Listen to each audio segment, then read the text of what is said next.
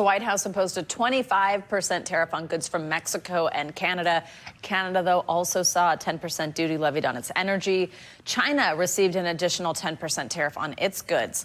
Now, Canada and China have already announced retaliatory measures. Mexico is expected to follow suit later today. For consumers, the expectation here is that prices for nearly everything could go up here. And that's because China and Canada and Mexico are such major trade partners with the United States. Starting off with Canada and Mexico, our neighbors to the north and south, autos is kind of the big one there. So actually, there were some estimates out there from the likes of the Anderson Automotive Group that estimated that a new car could cost you as much as $12,000 more per car if you do try to buy as a result of these tariffs. That's because we bring in so many parts from Mexico. We assemble a lot of these cars entirely in Canada and then bring them back into the United States. Could be like a double tariff situation in some of those cases. But it's also things like produce, things that we shop for at the store when it comes to fruits and vegetables, which we bring in from Mexico, in addition to potatoes that come in from Canada. So food prices are likely going to go up as well as a result of this 25% increase. We've already seen the price impacts here, even in anticipation of these tariffs actually taking effect at midnight. Now, call that price gouging, call that anticipation